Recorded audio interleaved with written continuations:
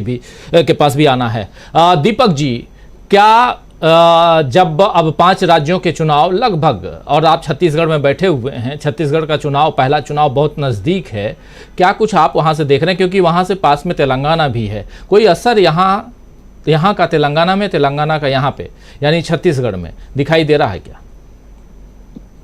राजू जी, मुझे लगता है कि 5 राज्यों से एक सामूहिक विमर्श निकलकर सामने आ रहा है।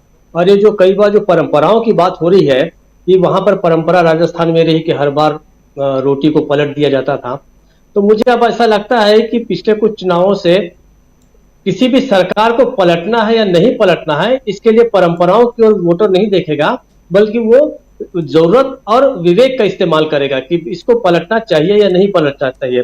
कायदे से तो कर्नाटक में 2000, इसके पहले का जो चुनाव था 2018 का, तो उस समय तो कांग्रेस जीती हुई थी, लेकिन ये अलग बात है कि उसको ऑपरेशन लोटस कहिए या जो कहिए, उसको पलटा दिया गया था। तो कायदे से तो उस समय परंपरा के हिसाब से कांग्रेस को नहीं, कांग्रेस के बजाय बीजेपी को आना चाहिए था।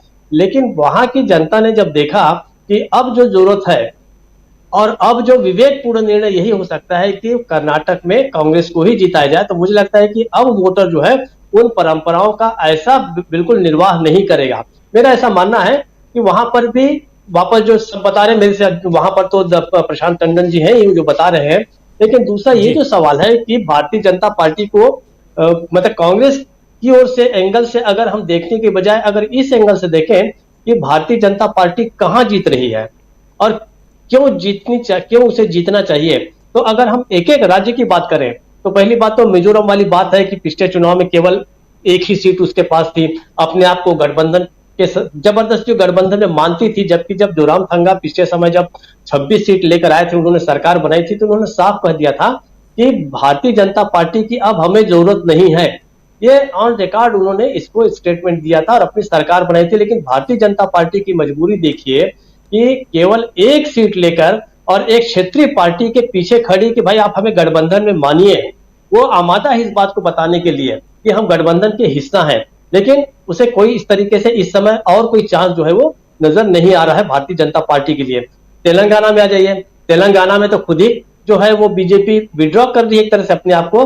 उसका तो यह है कि कुछ नहीं तो कम से कम टीआरएस जीत जाए, लेकिन कांग्रेस नहीं जीतनी चाहिए।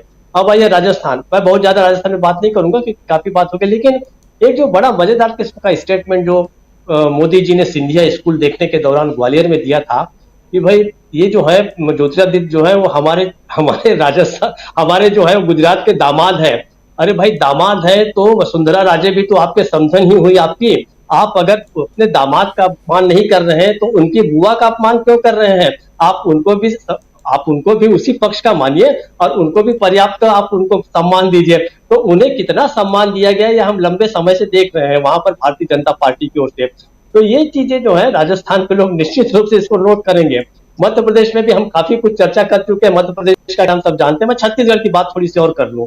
देखिए छत्तीसगढ़ में हालत ये है कि यहाँ पर बाहर से ऐसे लोगों को बुलाया जा रहा है, वक्ताओं की क्वालिटी देखिए। अब आप लंबे समय छत्तीसगढ़ में रहे, बहुत सारे लोगों का छत्तीसगढ़ से संबंध है। छत्तीसगढ़ में इस तरीके का सांप्रदायिक कार्ड कभी बहुत ज्यादा चलता नहीं है, लेकिन उसको बनाया जा रहा है, उसको क्रिएट किया जा रहा है।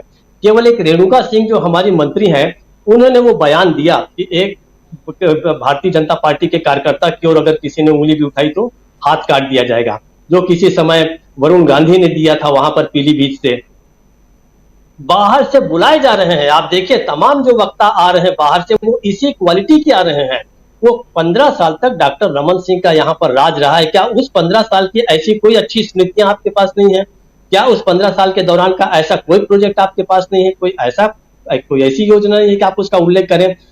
वहां पर हेमंता विश्वकर्मा का बयान क्या है ये हम सबको पता है। अब रविशंकर प्रसाद जी आ जाए, उन्होंने कहा कि भूपेश बघेल जो ईडी के अधिकारियों को जो कुत्ता कह रहे हैं तो ये कोई अच्छी भाषा नहीं है।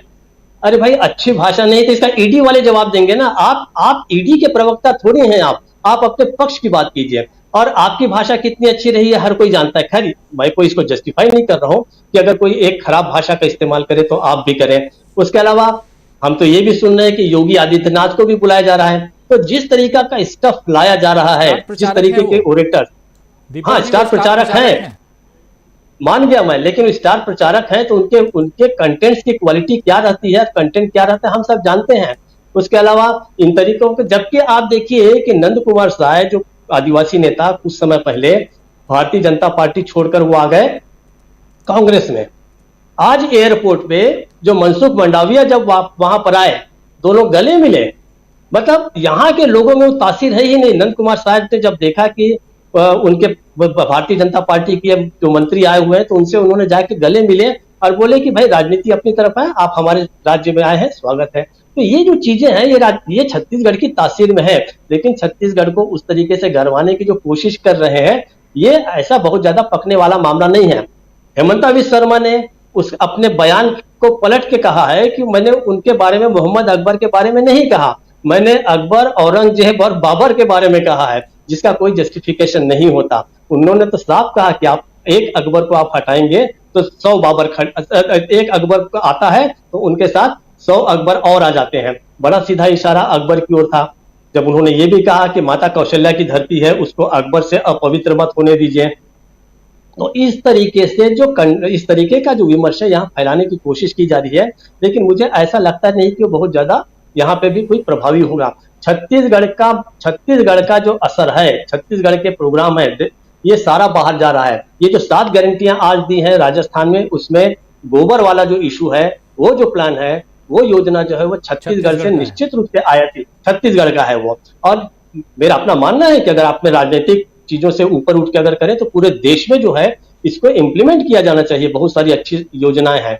तो मुझे लगता है कि छत्तीसगढ़ का मामला जो है, हर मामले में एक तरह से लोग उसको, बाकी जगह भी इसका असर दिखेगा, 5 राज्यों में दिखेगा और बाकी राज्यों का असर यहाँ दिखेगा। मुझे अब ऐसा लगता है कि अलग अलग कंपार्टमेंट में बातें नहीं हो रही, अब एक सामूहिक विमर्श ये उठ कर आ रहा है कि इस समय की जरूरत जो है वो कांग्रेस है। असली बात यह है कि लोग अब ये तय करने लगे कि भारतीय जनता पार्टी को आखिर कहां से जिताएंगे आप और क्यों जिताएंगे। अगर इस सवाल का जवाब आप ढूंढने जाएंगे तो लगता है इन 5 राज्यों में भारतीय जनता पार्टी के पास पूरा का पूरा ब्लैंक है, वहां पे कहीं भी वो कुछ आगे बढ़ नहीं पा रही है। राजीव जी। जी जी, बिल्कुल बिल्कुल, बहुत जो बातें आप कह रहे हैं, छत्तीसगढ़ क्या इन 5 राज्यों को लीड कर रहा है? ये जो 5 राज्यों के विधानसभा चुनाव हैं उनको लीड कर रहा है, ये एक बड़ा सवाल है। इस पे हम लोग चर्चा करेंगे आने वाले समय में, लेकिन एक महत्वपूर्ण सवाल ये सीधा जरा मनोज जी आपके पास आना चाहता हूं। मनोज शुक्ला जी, छत्तीसगढ़ की राजधानी रायपुर से आप जुड़े हुए हैं, हमारे साथी भी उधर जुड़े हुए हैं, हमारे पॉलिटिकल एडिटर दीपक पाचपोर जी अपनी बात छत्तीसगढ़ से ही रख रहे थे। मनोज शुक्ला जी, जब मुख्यमंत्री भूपेश बघेल ने घोषणा की कि किसानों के जो कर्ज हैं उसकी माफी, जैसे 2018 में हमने घोषणा की थी और कर दी, फिर अब हम करेंगे, इसके बाद क्या प्रतिक्रियाएं हैं?